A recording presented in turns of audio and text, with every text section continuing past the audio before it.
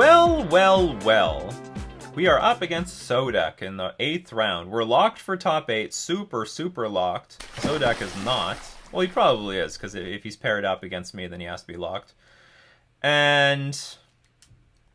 well, this is the situation I was talking about during the deck tech. I had, like, Grafdigger's cages in my sideboard, specifically for him. I mean, you might think I'm joking, but I have, like, Grafdigger's cage in my sideboard for, like, the Dredge player, and he is, like, the Dredge player.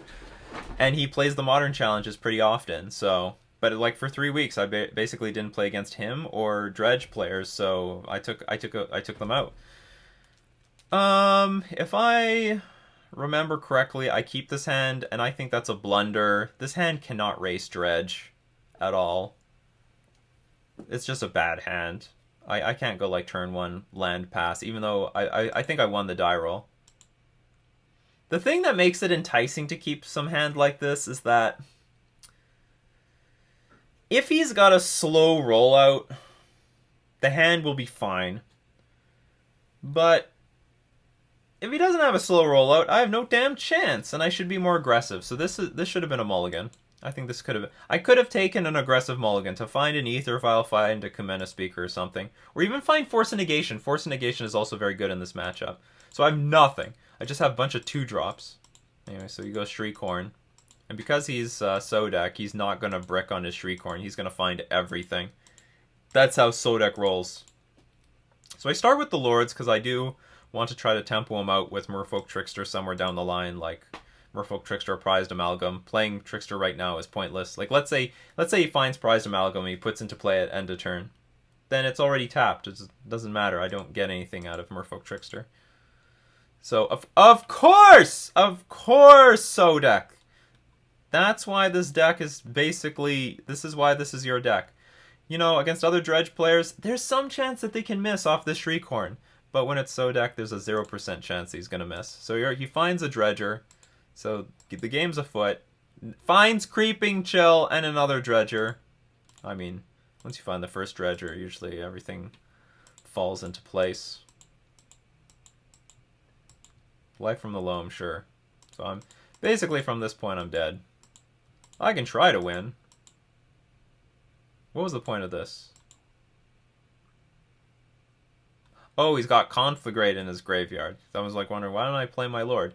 Because Conflagrate, you can just kill everything on the board, and that's not good for me.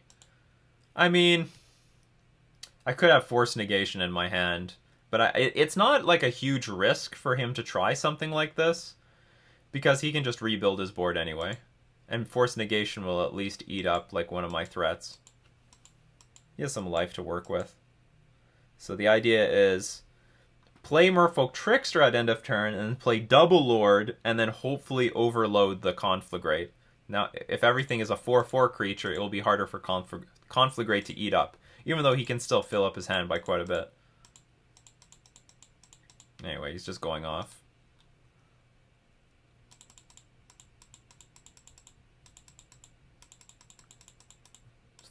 No, just 2 Prized Amalgams.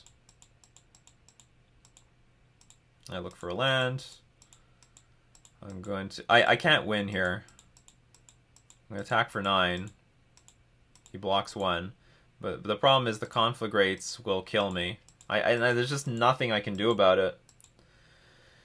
Either he attacks and I block and then he Conflagrates my board away, or he doesn't attack, or he attacks, I don't block, and he Conflagrates me. So, but, like, I'm definitely going to lose, but I put myself in a position to try to win. I wonder if I block Bloodghast, would he go for my face? He's got 8 cards in hand. Saves 2 damage. It's not enough. Or if I double block here, it doesn't matter. I lose my entire board, unfortunately. So Sodek has nothing really else to do but Conflagrate me. Hope that it works. It does. It does work. All right, so that was game 1. Let's move on to game 2. So I'm on the play, and the hand is good. It's good because it has Ashiok in it, and I can slow him down a little bit with Spreading Seas maybe. And I have Ether Vial, so I can't complain. Plays around Spreading Seas turn 2. How dare you? This is a sideboard game, so you could have Lightning Axe, but I don't want to waste my mana. I'll just play the Master of the Pearl Trident. And I'm praying in my head, no Lightning Axe, no Lightning Axe. Oh, of course, you have the Lightning Axe.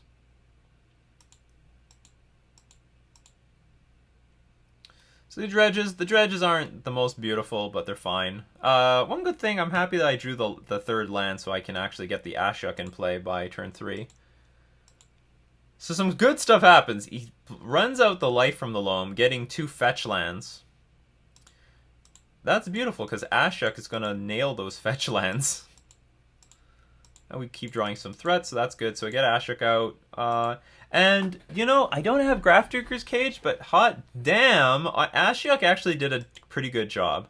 Now, he could still have a good turn with, like, Conflagrate and, like, find Bloodghast and get it into play with the fetch land that he has in hand, and then get the Prized Amalgam in play. But still, this makes things so much harder on him. So long as he's not dredging, I mean, he's far more defenseless. So he does have Cathartic Reunion, putting a Prized Amalgam in the graveyard.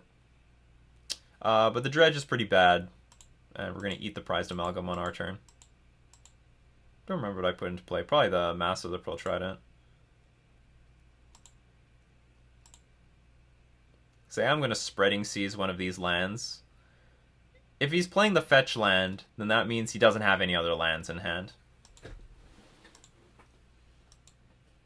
And the point is, if I Spreading Seas one of the lands, then now it's possible for him to play Prized Amalgam if he finds a black source, because in the end I believe I spent a long time thinking about it. Well, I shouldn't have spent as long thinking about it, but the correct thing to seize was the Blood Crypt, because, I mean, the only thing that's green in his deck is Life from the Loam, basically. So if he draws a black source, he can play Prized Amalgam, and we can just tap it down with Trickster. However, I believe I'm going to put this Trickster in play no matter what by next turn, because I should try to close the game out as quickly as possible. Lightning Axe hits my... So I'm going to dig for... I think I'm digging for Force Negation, but it doesn't matter.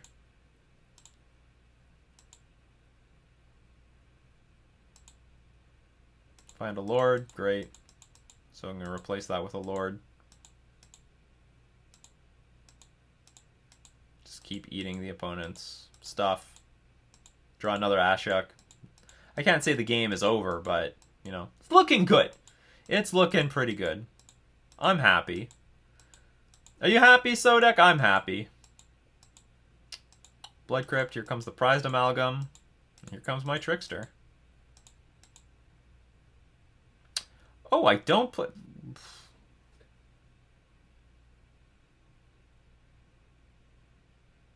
That's silly. I should just play the Trickster here. I know what I'm trying to do. I'm trying to tap this thing down and buy another turn. But, like, who cares? I'm going to attack for 5, and then if he wants to attack Ashuk, I'm going to kill him. So it doesn't even matter. So I should just play the Trickster there. We eat up Creeping Chills. Look at the work that we're doing. Look at all these cards. Goodbye. Goodbye all this crap. We're going to mill him. Anyway, we're going to tap this thing down. Narcomoeba enters the battlefield, sure.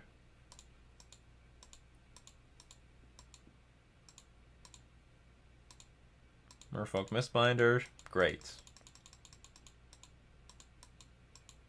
And then Sodek gives up. So that's game 2. So this is a heartbreaking hand. It's sort of appealing, because I do have a Force of Negation. But still no pressure. Like, Force Negation is good in this matchup. But even if I Force Negate, say, Cathartic Reunion, he doesn't dredge that turn. But then, like, what's my follow-up? I have, like, 1 creature here. So I'm pretty sure I mulligan this. And I don't actually think Spreading Seas is that good in this matchup. Would I keep this? Okay, apparently I keep this. I draw an Ether Vial, which is not good. Or maybe it is good with the Waterlog Groves. So should I keep that hand? I know Force Negation is good. Or maybe I should keep it just because I mean, I don't have Grafdigger's Cage, so like what better cards am I looking for? But I'm going to lose my Spreading Seas. And I have nothing after that. Maybe I justified keeping it because of the Waterlog Groves, but I don't know. That's it's a good question. Is this a keep or a mulligan?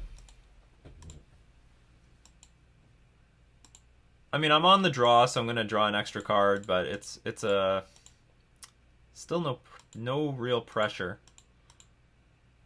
Blast Zone's a problem, but we do have the Spreading Seas for that. Okay, Cathartic Reunion. I definitely Force Negation this.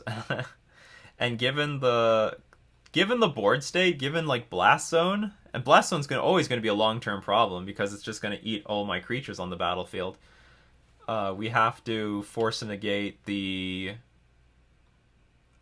we have to pitch our Master of the Pearl Trident. We need to Spreading Seas the Blast Zone. I draw another Force Negation. I was tempted to just pass and then Force Negate whatever the next thing was with Spreading Seas, but they only need to put a land in play, get Bloodghast and Prize Amalgam in play, and then we're in trouble. I get Silvergill Adept. I think that's very good. Here, if I could take it back, I would Force Negate this Shriekhorn, pitching the Silvergill Adept, and then just put my heart in the Waterlog Groves. These are like, this is like 2 random cards, and then hope to race this Bloodghast and Prize Amalgam. After I let this Shriekhorn resolve, like, I wanted one more turn. Give me one more turn. Get the Silvergill Adept in play so I can draw a crappier blue card. Because after the Shriekhorn resolves, this game starts to slip from... Well, it starts to slip, but it's still winnable. I'm drawing good here. These are good draws. Of course you Shriekhorn into a Dredger. When did you not? Into Creeping Chill. Life gets harder. Pretty sure I Merfolk Trickster this Prized Amalgam.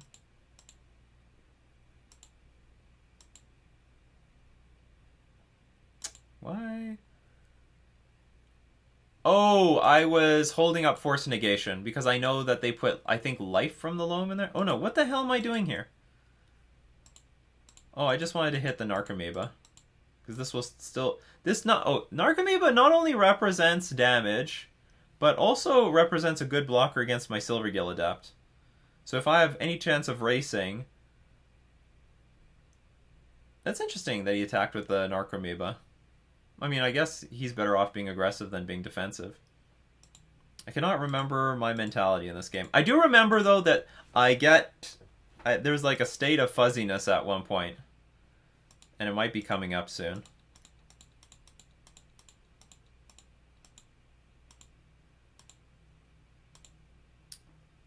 So plays Forgotten Cave, dredges again, finds Conflagrate in the graveyard. Not a danger yet because he only's got one red up, and clearly no extra lands. Great, another Creeping Chill. As if there isn't enough Creeping Chills in this world. So Life from the Loam, this is where, boom, we're going to Force Negate this damn thing.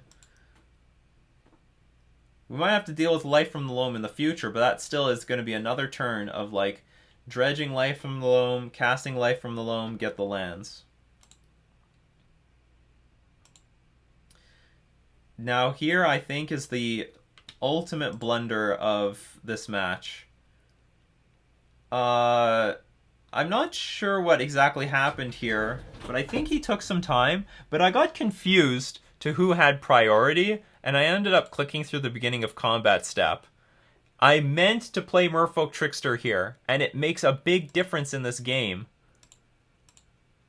So I miss out on getting my creature, and I get dealt 3 extra damage I don't want, and I miss out on 2 extra damage. And then I decide my life total is worth more than attacking Sodex, so I don't play the Merfolk Trickster at end of turn. I decide to keep my life total higher to to tap this thing down. I draw another Force Negation. That's good because now I have another answer to Conflagrate and Life from the Loam. I can afford to crack one of these waterlogged groves. Get a snow-covered land. Play it. Attack for 4. I have more problems. Okay, now I get the Merfolk Trickster, but I should have... My life total would be at 7 anyway, because I would take 3 damage this turn. But my opponent would... But Sodek would be at 15, because I would have attacked with the Merfolk Trickster. So I'm going to get attacked by a Bloodghast. Ouch. Prized Amalgam. Crack Waterlog Grove. Fine. Silvergill Adept is good. Hey, anything that rebuilds the battlefield. For free, basically. Mutavault is good. Okay, let's play Silvergill Adept. Let's see what we can get off of this thing. Mistbinder is good. Play Mutavault. Alright, so now all of a sudden, we've put up, we're putting up a fight here. And look at the awkward mana. Even if he plays Life from the Loam to get lands, you still can't play Conflagrate because of this black. There's the blue mana and black mana. So I don't have any Island Walk Lord here. But Lightning Axe takes care of Merfolk Mistbinder, and we only get in 6 damage. Still quite a bit of damage. I mean, Island Walker is lethal.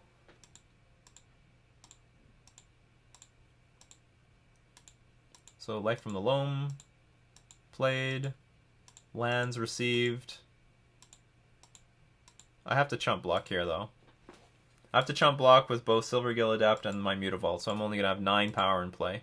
Sorry, I only have 6 power in play.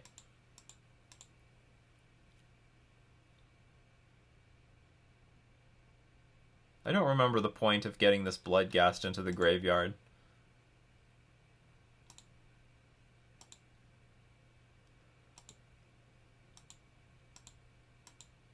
No Creeping Chill, I'm still alive.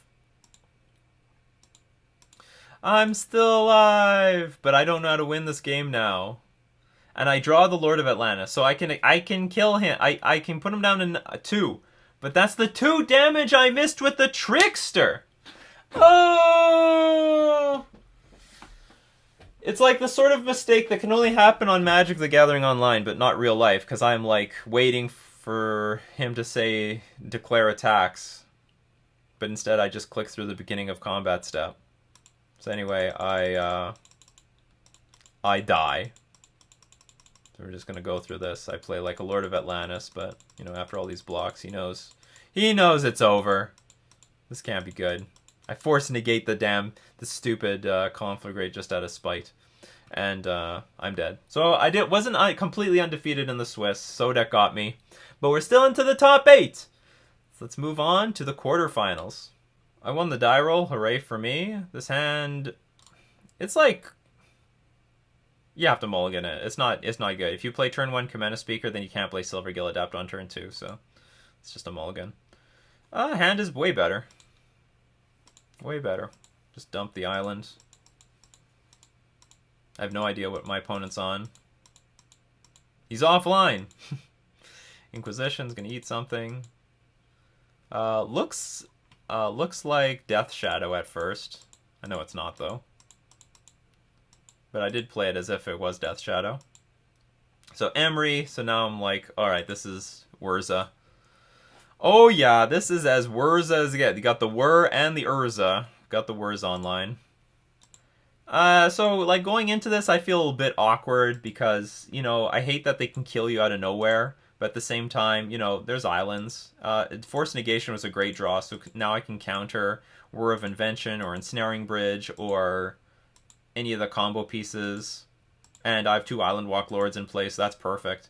Very strange. They took my Brazen Borrower. Like, why do you care? I can bounce your Urza token or something? Maybe that was a mistake, looking at this. Like, what's your plan for my Island Walk Lords? So they got the bauble thing going where they're drawing 2 cards a turn with the baubles. Because they keep bringing a bauble back into play with Emery. But I got a 3-turn unblockable clock. So they play Fatal Push, I force negate it.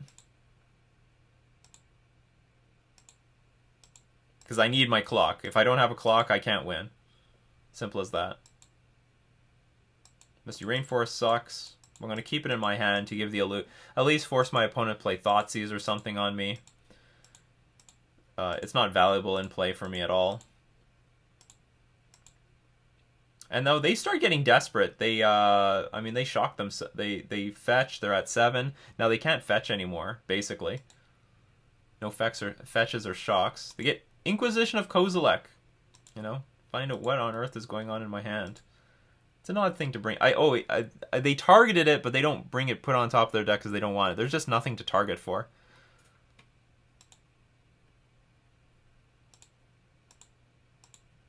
Astrolabe, draw. Get a bauble again. Sword of the Meek. I don't care about any of this crap. Come on. Force a negation. Dismember. It's actually not bad. So I can dismember the Emery. And stop this stupid 2 cards a turn crap. Oh no, wait a minute. I'm gonna not do that because the only thing I could lose to right now is like Urza into the combo.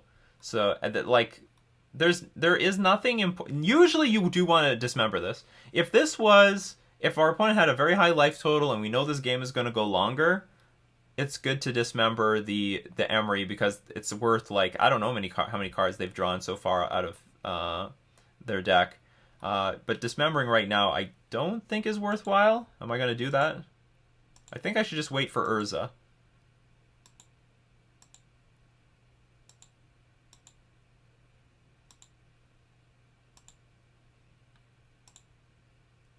Okay, Mishra's Bauble is coming.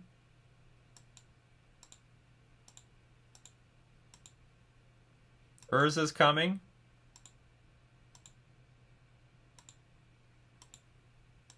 And they have just enough mana.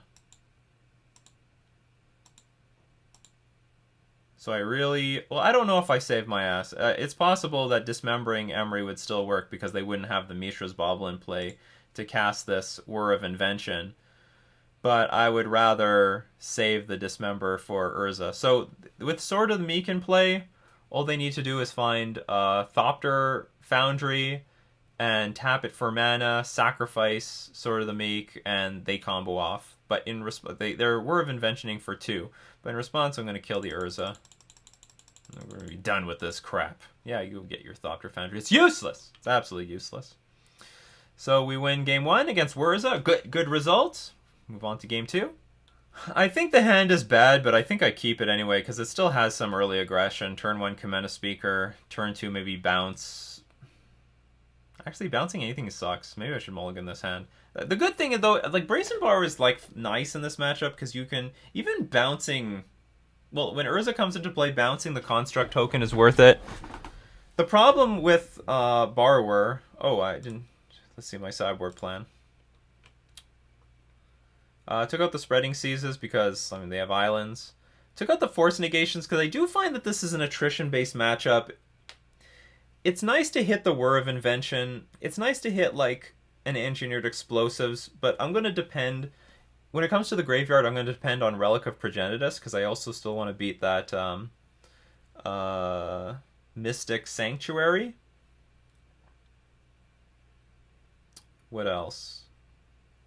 So side out these 2 Force Negations, brought in 2 Relics, brought in Brazen Borrower, brought in a 1 of something. Don't remember the last card I bring in. What is going on here? Where's my phone? How can I not remember the last card?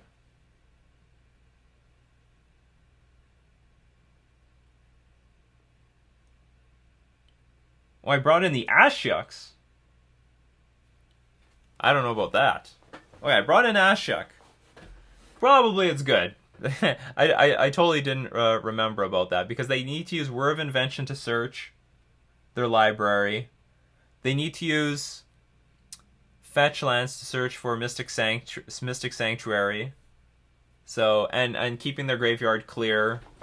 from Emery and other crap like that. Yeah, Ashok seems very reasonable. Ashok is a good card for this matchup.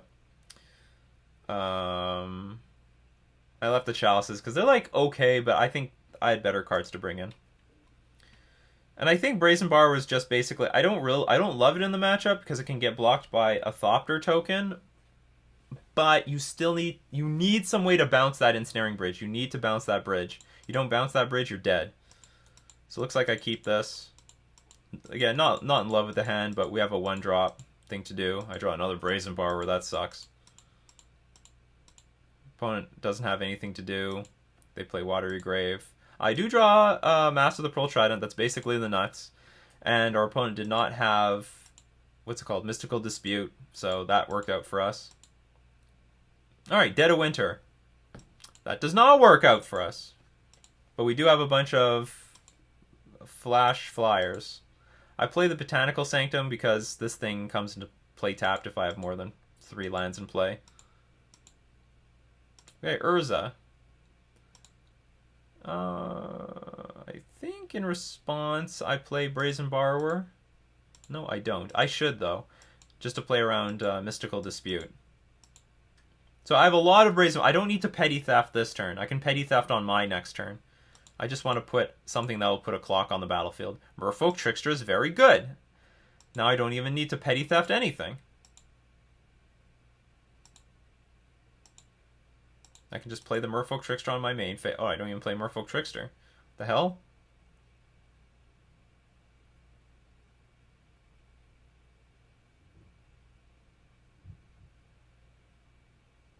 Not sure why I did that. Maybe I was playing around another Dead of Winter. Because if I play the Merfolk Trickster and hit the Construct token...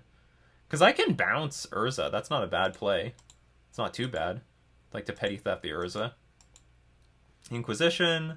I let it resolve. I let my opponent make a decision. Do you want to take the Trickster or do you want to take my Brazen Borrower? I think I'm trying to play around like a second Dead of Winter pretty hard.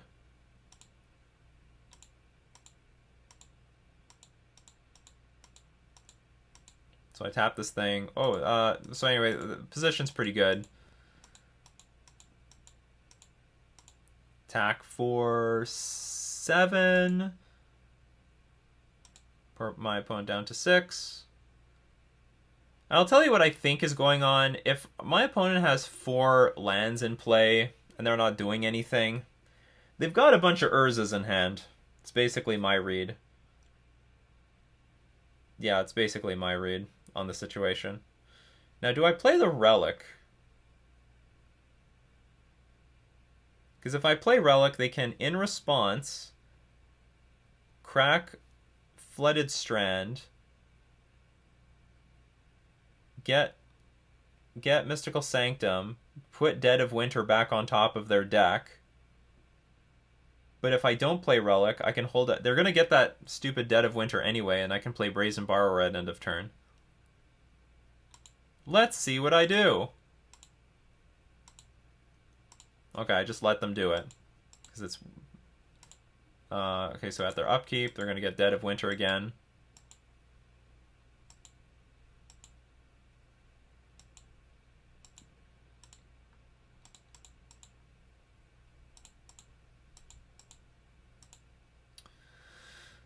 Dead of Winter. I guess this is why I was playing around this card as much as I possibly could, because of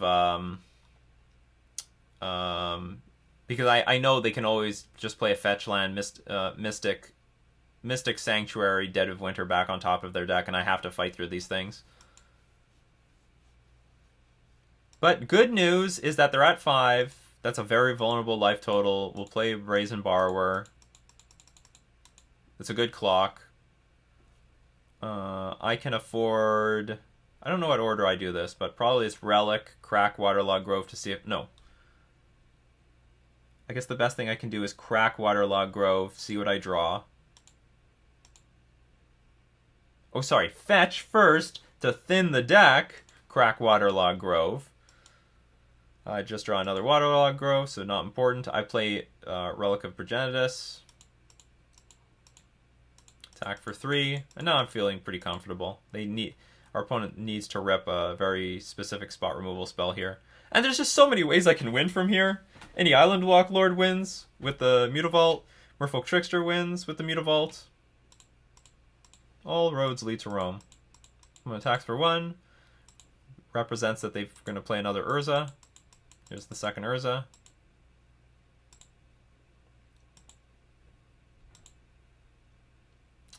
And they do got Fatal Push, so that was a really cool way of getting Revolt online by playing a second Urza, but it works. I crack my Waterlog Grove, and I'm happy to see a Lord of Atlantis. I'm pretty sure I just play Lord of Atlantis first to play around Mystical Dispute. Stupid blue counterspell. And we attack for 3 for the win. Alright, so one good thing is you've seen so far in this Modern Challenge, I played against a lot of blue, and that was definitely to our benefit, and these decks are definitely popular. So, win the quarterfinals, going to the semifinals. I'm like pumped, I'm going to win this thing for Merfolk, for the Merfolk community. But then we run into Sodek again. So it's the rematch, we lost the die roll. This hand, again, maybe this is this a mulligan? No, this is probably more keepable than the last one because I at least have an Ether Vial that can empty my hand. And again, though, I'm hoping that Sodek, like, has a slow start. Shriekhorn again. I mean, Shriekhorn is sort of an annoying start, but at the same time, I don't know if it's as dangerous as Cathartic Reunion, because Cathartic Reunion puts dredgers in the graveyard and, you know, guarantees dredging, whereas Shriekhorn can Shriekhorn some garbage into the graveyard, and you have some chance of dodging dredgers, and that can turn into some slow starts. So far so good. I mean, Narcomoeba is annoying, but not the end of the world. But of course, oh, not only the Narcomoeba, but Life from the Loam, their best dredger, gets more lands from the graveyard. Attack for 1. Golgari Thug in the graveyard. Time to Loam. Oh, sorry, just Cathartic Reunion. Sure, why not? So we're just super dead here. I don't expect to have any damn chance. Of course, it's the semifinals. So Sodek will save his best hands for last.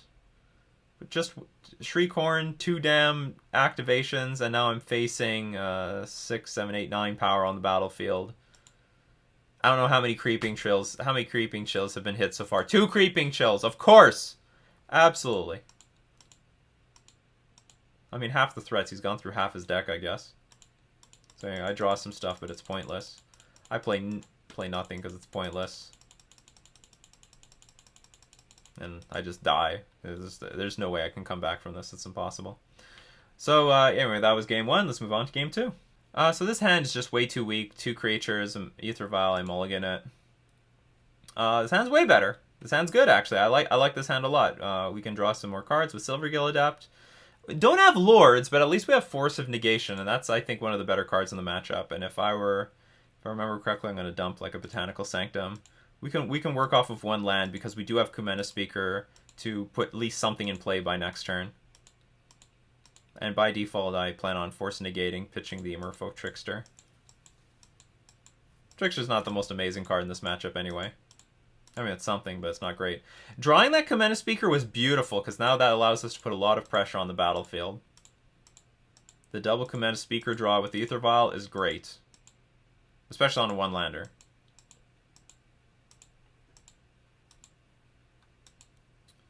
So, Life from the Loam, we are not going to have anything. We're going to have none of it. We're going to force negate the stupid thing. And so long as Dredge doesn't have a fast start, and this is very slow, we have very good chances of winning.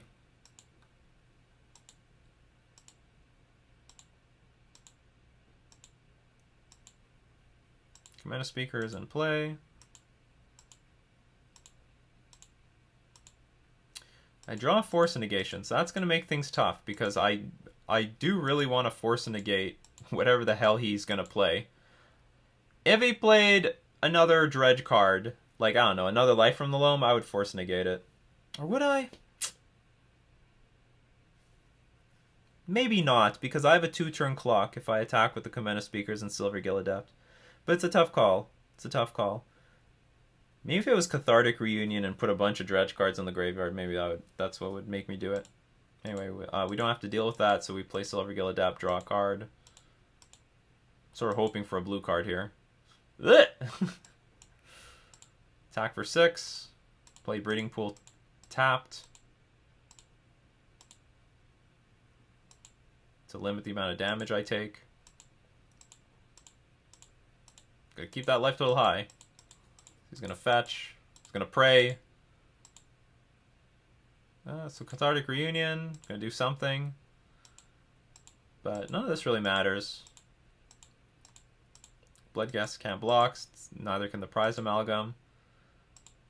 If he has any removal, he's sort of got to do it. Well, I guess he can do it now at my upkeep. Yeah, Lava Ox. But still not too bad. We're going to put Sodak to 1, and now we have Force Negation for any future cards.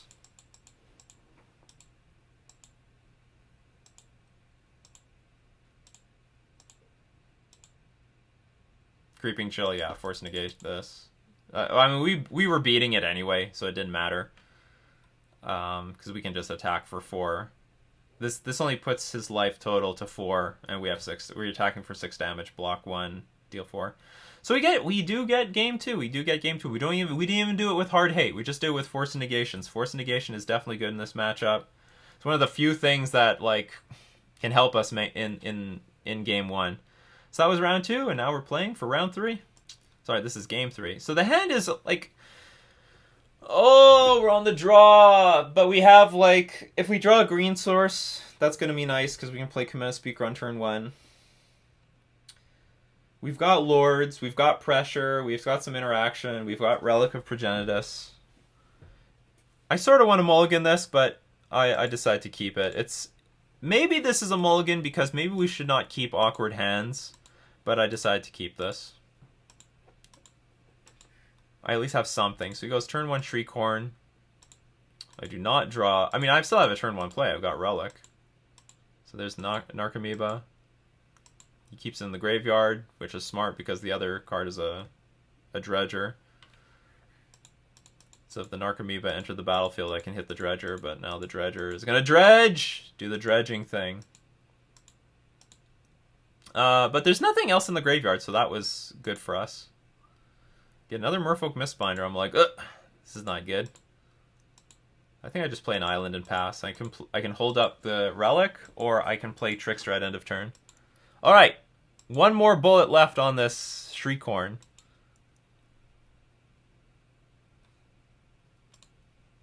And Bloodghast is found. Land is played. And now, this is a difficult decision. Do I crack this now and prevent the Bloodghast from entering the battlefield? Because I eat the Bloodghast and I eat the Prized Amalgam, and Shriekhorn is done for.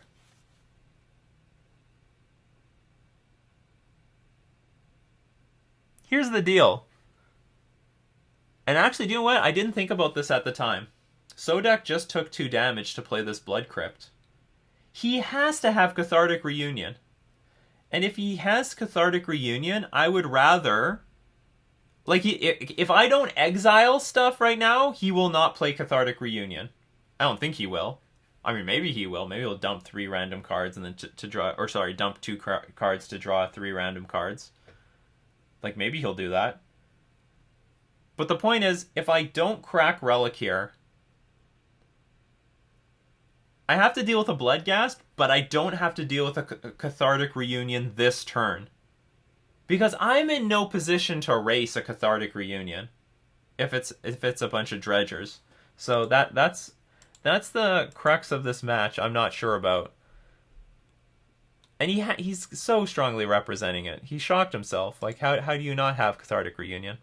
So anyway, I crack in advance, and now the game sort of spirals out of control. I do draw the Mystery Rainforest. That's good, because I need to play this Command Speaker. And I can, like... And then if I can draw 1 more land, I can just play a steady number of Lords. But anyway, this Cathartic Reunion is beautiful. He gets everything. 2 Bloodghast in the graveyard, Prized Amalgam. I think I get Breeding Pool, Play the Comena Speaker, and then play Trickster, because I do need to keep my life total high.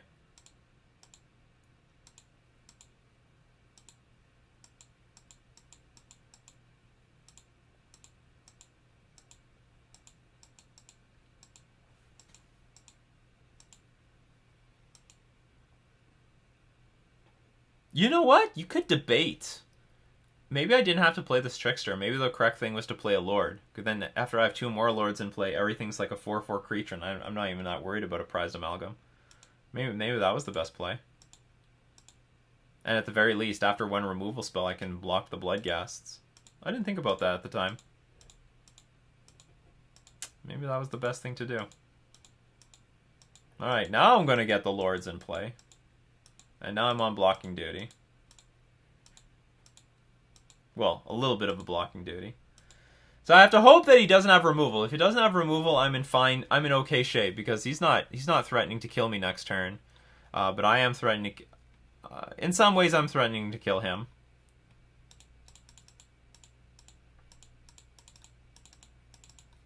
What's going on here? Something is going to get pitched. Oh no, is the replayer broken?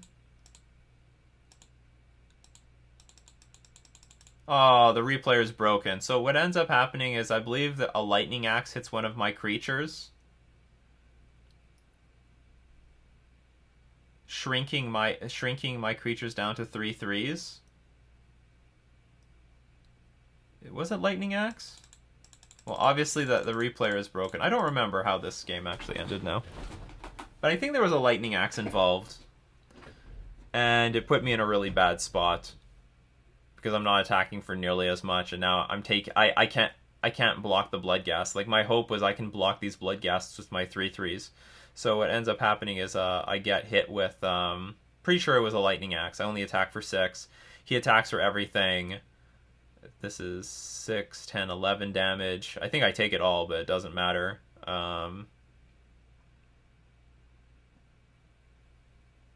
Or does it work like that? I can't remember. I can tell you this much. I lost. I lost in the 3rd game. No! So I end up 3rd place. Not bad. Not bad. Still a good result. Not going to complain too much. It was still a good result. And I ran this list again in the Modern Showcase and went 5-3. I still wouldn't change much. Maybe I want 1 Deprive in here somewhere. If there is a better card against Mono Red Prowess than Chalice of the Void, maybe I could consider it. Maybe Tidemire Mage is better. I don't know. I mean, Chalice literally locks my opponents out, so I still like Chalice in that matchup. But I like the list, and this is basically my competitive list for the next few weeks until there's some big. I mean, Modern's changing a lot. I'll admit, like, this was the first time I played the 75 in that tournament, and I've been like switching lists constantly. But it wasn't until I reached this list, and I did so well in the Modern Challenge, that I've been dedicated to this since then. But if there's another big shift in Modern, I'm definitely going to be switching things up again. I know I said I wanted Grafdigger's Cage, but Ashiok has proven itself to be so good against Titan decks, so good. And it was still pretty good against Dredge. It was still pretty good against Dredge, that I'm going to keep it in the sideboard over Grafdigger's Cage, which is just a lot more narrow. I mean, I know I needed it for Sodek, but, like, Ashiok is good in a wider variety of matchups. And I brought it in against the Whirza deck, which I think is reasonable. I hope you liked it. So we're going to thank all my patrons supporting me on Patreon. We're also going to thank the manabase.com and the MTG Mastermind for being our sponsors. This has been Nikachu, Merfolk Master, playing Simic Merfolk in the Modern Challenge.